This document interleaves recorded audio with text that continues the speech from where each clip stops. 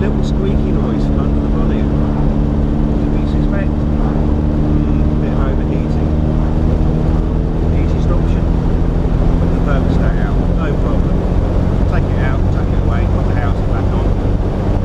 Just continue with an eye on the temperature gauge and a bucket full of water. Not an issue. What happened then, Tony? Well, what happened then, as we sat in a howling gale because we've got the heater on, was the thread chose that moment to strip in the thermostat housing, which meant that we are now in danger of losing water, still with 300 odd miles to go.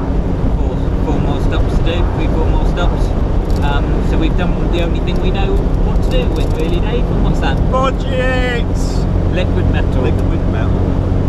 We're seeing how it's going, and my mum and dad, if we need them, Dad may have a thermostat housing for us, and I'm just looking at a place where we could meet, and the three of us bang the water pump off, whack the new one on, and away we go. It's never that easy though, because you've got to fit the main water pipe underneath the carbs as well, which of course the manifold will be hot. And that's So the worst one ever.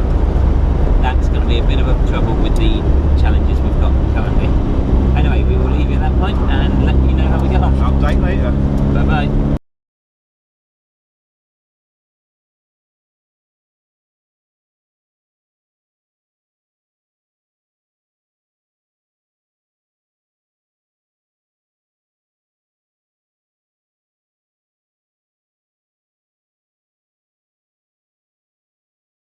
Update to the saga of the water. We've just left Kate at my lovely colleague Kate at Dartmoor, who lovingly brought us a flask, Pasties and chocolate. which the chocolate is needed. We're now struggling up the hill with cyclists and everything else. How's the car going, Dave? It seemed okay coming from you to Dartmoor. Didn't rag it, didn't give it as much beans as you normally would. So it did struggle a bit, but that was due to the lack of rev rather than the water issue or the heating issue. So hopefully, touch wood, we'll be okay. We checked it when we got to Dartmoor, didn't seem to be any loss of water. Temperature didn't seem overly high. So just keep an eye on things as we go. And next update we'll let you know how we're getting on. So we got 100 miles to go, 2 hours 20, plus to Pimpernel, somewhere like that. Pimpern. Blandford Forum. So we worked out from here we got 260 miles to the plough, if we follow the book correctly. So fingers crossed at this moment, and we go from there.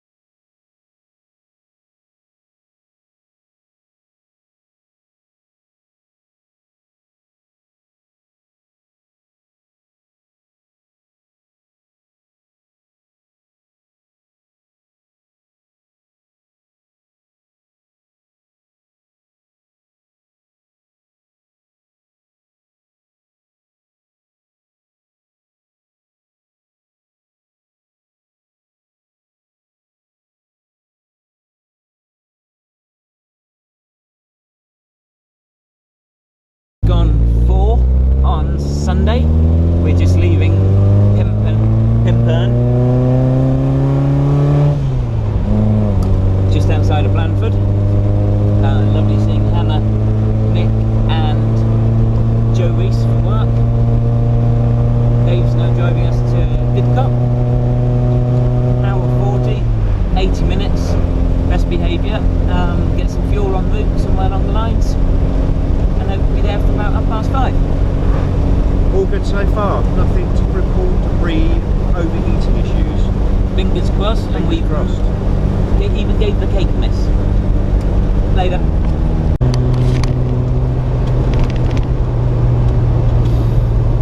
That's you, mistake. You've got nothing, you just so tired you can't talk. I'm so yeah. Just Right. left Pidcock. Pick up. Final stage we're on now. About 6 o'clock at night, Sunday night. Hour and a half to go. Just under. To get us back to Enfield.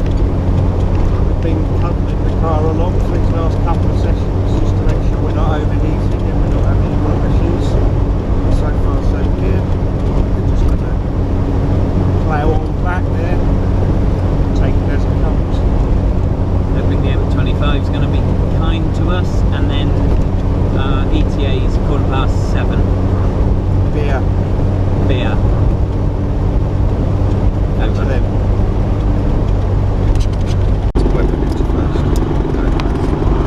So then, this was meant to be the final briefing when we were there. Instead, we're in a 20-minute delay on the M440. We're desperately hoping that the Triumph doesn't overheat and stall like it did on Friday night on the M1 with its fuel boiling over issues.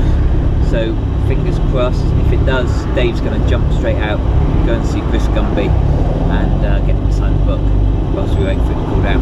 The problem is even if it does cool down, then where are we going to go, because it's going to be like this or worse.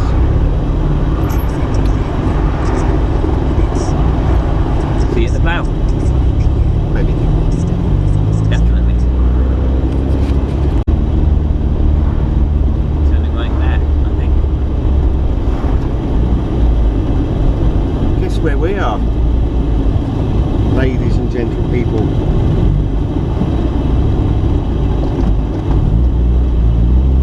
I don't know, Dave. Where are we? We're only in bloody Enfield, aren't we? We are 0.5 of a mile away from The hotel, the start and finish point of the event. Chuffed as nuts. the speedo reads, well, over 2,000, I know that much. 2,093 from when we left home. Is this it on the right? No, No, it's a bit further on. There's the Triumph going down there. So you can't see it because you're facing us. But for me, this is the end of 20 years worth of wanting to do something like this, and it just leaves me to thank my very good mate for agreeing to spend 49.5 hours in the car with me. An absolute kin pleasure.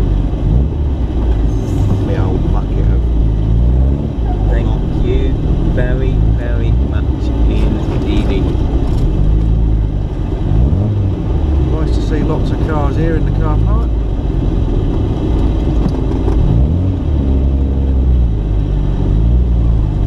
Lots and lots and There are lots. loads here. That's all good. That's all very good.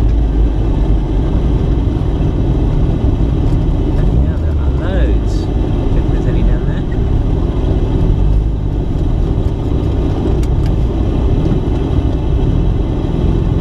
Yeah, there's one space over there. Supposed to.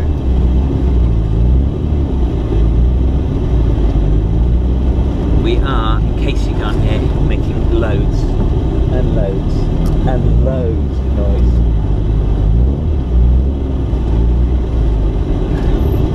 And the reason? We're done! Woo!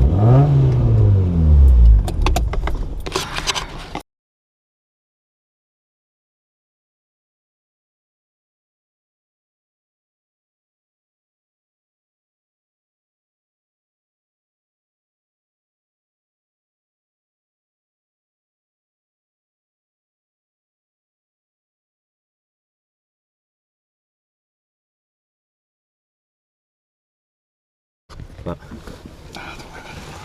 So then, It's in the boot now. it is Might have my glasses. Monday morning. This is the Good sleep. Very good breakfast. We've just been in the plough plotting what we're going to do to Dave's test, so that he can we can try and beat the time that we made. 2 years time. 2 years time. Wish the guys in the pub a see you in 2 years. And now we're going to drive home in the rain. See you at home. Well, we just stopped for fuel on the 303, and I should be in the driver's seat, and Tony should be here. Why aren't we? Well, there's a funny bang just before we stopped for fuel, hence why we made our fuel stop slightly sooner than we imagined. And then I said it felt a bit odd. The car felt a bit odd during checking it over. I'll let you do this, Dave. I'm trying not to get killed. The 303. So, as we pulled up, whipped the bonnet up, I gave the rear side front wheel a bit of a shake, and it moved about half an inch. Which is maybe half an inch more than it should have moved. Instant diagnosis, wheel bearing's gone. No problem, we've got a spare in the boot. Stripped it down. The outer bearing is welded onto the shaft, so we can't actually get it off. So all we've had to do, we've chucked a gallon of grease in there, tighten it up as much as humanly possible.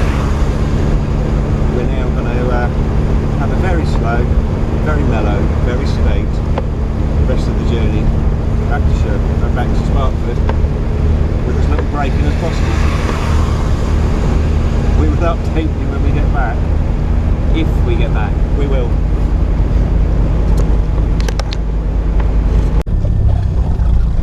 Where are we then, Dave? We're in Sparkford. We're in the driveway up to Tony's house. What does that mean? We did it! We did it. The speed Just sussed out when the wheel bearing actually broke. We had a little funny, we thought it was a big puddle of water that made the steering pull to one side. Actually it wasn't, that was the first sign of the bearing breaking. So we've got it all down as a good timeline of what's happened.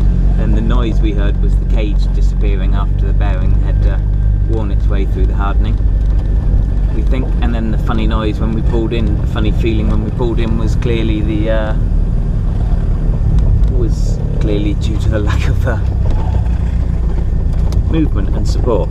But we pull back in now and the speedo says 2,229.8 miles, and this sponsorship currently stands at 835. Yep. I'm going to argue with that. Join us in 2 years. Ta-ta for now.